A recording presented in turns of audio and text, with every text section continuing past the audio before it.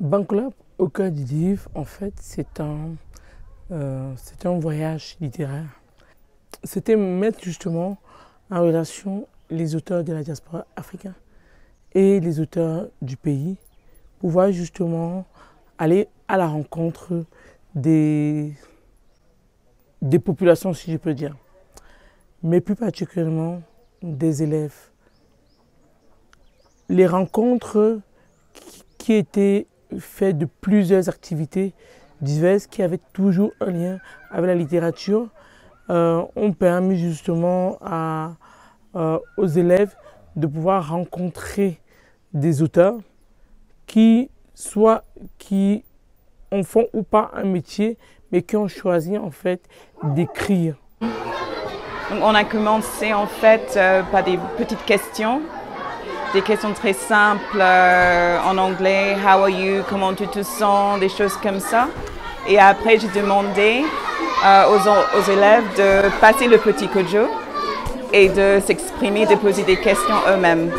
Donc pour moi, c'est une façon de faire parler les enfants. Ensuite, on a lu le livre, ce qu'ils sont en train de lire là, Curious Kojo, qui est un livre multilingue. Donc on a lu ça.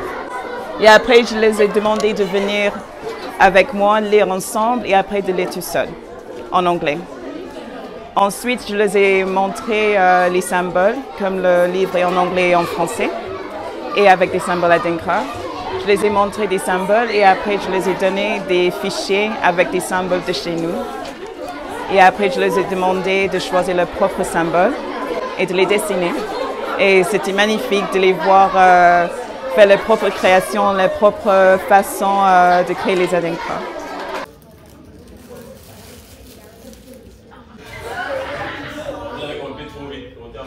Bon, voilà, il était question pour les jeunes de s'imprégner des techniques de base du dessin, parce qu'à la base, on est tous dessinateurs, mais pour la plupart, on ignore qu'il y a une façon de commencer. Donc, il fallait qu'on le leur enseigne, on en parle, parce que et qu'à la fin, l'objectif visé, c'est qu'à la fin, chacun des participants à l'atelier nous produise un dessin sur 3 thèmes choisis. Il y a le travail, il y a l'amitié et il y a les animaux. Donc chacun va y aller selon ses sentiments à lui. Pour nous, c'était vraiment très important de pouvoir créer cette rencontre-là. Donc, Banclub, comme je dis, c'est la rencontre entre les littératures, surtout les littératures africaines, et les populations, particulièrement les élèves. C'est un atelier d'écriture, un atelier créatif et un atelier assez singulier que j'ai déjà fait dans beaucoup de lycées et qui est censé amener l'élève à développer son imagination. Et on lui donne juste des éléments pour inventer une folie. Et là, j'ai effectivement fait un dessin au tableau, et, avec une chanson qui rythme le récit. Et chaque élève est censé m'inventer une histoire autour du dessin qu'il voit au tableau. Donc ce n'est pas un atelier classique où on va venir dire aux élèves d'écrire sur tel thème, d'écrire sur telle histoire. Là, il s'agit pour chaque élève de sortir son génie créatif. Et sur les ingrédients dessinés au tableau, de nous inventer une fiction, une intrigue, même si c'est un court récit. C'est le dessin que j'ai fait au tableau. On aurait pu venir avec un tableau de peinture ou avec une sculpture, c'est pareil. Il faut toujours un point de contact pour que le psychisme se déclenche.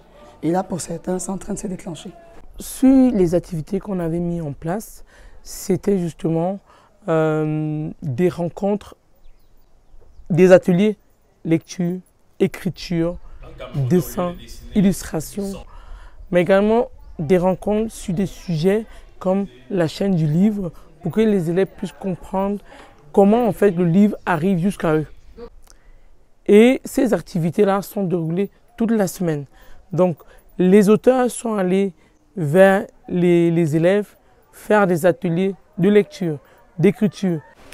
L'atelier que je mène aujourd'hui avec les élèves consiste tout d'abord à leur faire comprendre qu'à travers l'écriture, on peut s'exprimer sur plein de choses.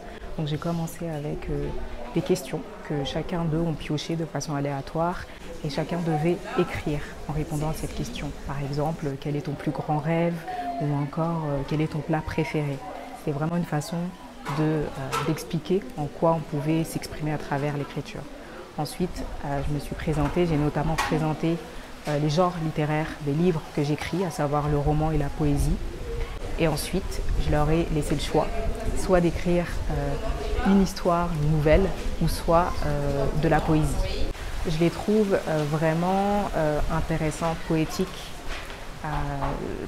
Quand on passe, on voit que certaines personnes ont des modes de fonctionnement différents, d'autres seront plus dans la réflexion avant de coucher sur papier, d'autres vont tout de suite écrire. Mais dans tous les cas, je les ai trouvés vraiment très impliqués. Même si, alors, c'est pour des retours que j'ai, c'est pas des personnes qui lisent énormément. Pour autant, ils réussissent à produire des textes à travers l'écriture. Les activités, c'était les rencontres littéraires, les safaris littéraires, mais également une mini-résidence entre les auteurs. C'est-à-dire, on voulait que les auteurs se rencontrent, non seulement ils se rencontrent physiquement, mais se rencontrent dans la littérature, plus justement avoir une vision, pas forcément commune, de la partie du Cameroun qu'ils avaient vue et de la partie des activités qu'ils avaient fait ensemble, mais également avec les élèves. Vous savez, de tous les publics, les jeunes sont le plus authentiques. C'est des gens qu'il faut savoir capturer. Et si vous parvenez à le faire, ils deviennent insatiables. Donc mon activité ici aujourd'hui consistait à leur proposer un voyage au travers du livre. Et pour cela, j'ai usé d'un atelier de lecture et plus tard un atelier d'écriture.